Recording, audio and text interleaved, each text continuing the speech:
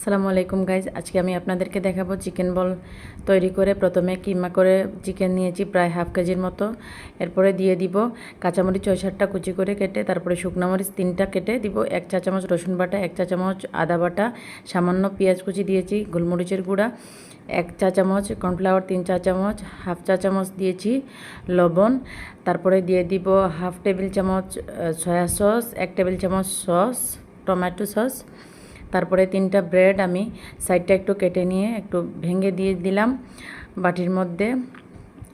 তারপরে এখানে দেওয়ার পরে ভালো করে সব উপকরণ একসাথে হাত দিয়ে মিক্স করে একটা ব্লেন্ডারের জারের মধ্যে নিয়ে ব্লেন্ড করে নিব।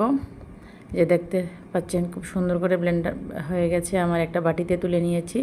বাটিতে তুলে নিয়ে একটা বাটিতে সামান্য তেল দিয়ে তেলগুলো হাতে মেখে নিলাম। তারপরে এক হাত দিয়েই সুন্দর করে বল করা যাবে। যে দেখেন কিভাবে সুন্দর করে আমি গোল গোল করে চিকেন বল করে নিয়েছি। একটা একটা করে আমি একটা বাটিতে আমি সবগুলা বল রেডি করে রাখবো। এরপরে চুলাতে একটা প্যানের মধ্যে গরম পানি বসিয়েছি। এই গরম পানিটা ফুটে উঠেছে। ফুটে ওঠার সাথে সাথে একটা একটা করে প্যানের মধ্যে সব বলগুলা দিয়ে দিব। দেওয়ার পর 5 থেকে 6 মিনিট এগুলো আলতোভাবে সিদ্ধ করে নিব। হালকাভাবে নেড়ে দিবে একটু পরপর। যে দেখেন 5-6 মিনিট পরে আমার বলগুলো একদম চিকেন বল সেদ্ধ হয়ে গেছে। আমি নামিয়ে নিয়েছি একটা বাটির মধ্যে।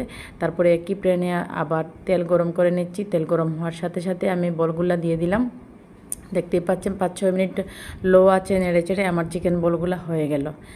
কি সুন্দর কালার এসেছে আর যে স্মেল বের হয়েছে বাসায় দেখতে পাচ্ছেন। বাটিতে তুলে নিলাম। তুলে নেওয়ার পরে যে দেখেন আমি সাজিয়ে নিচ্ছি টুথপিক দিয়ে একটা একটা করে সাজিয়ে নিলাম। তারপরে একটা বাটিতে সস দিয়ে কেমন হলো আমার চিকেন বল একটা কেটেই দেখাচ্ছি। এই যে দেখেন খুব সুন্দর হয়েছে। ভালো লাগলে সাবস্ক্রাইব করবেন। আল্লাহ।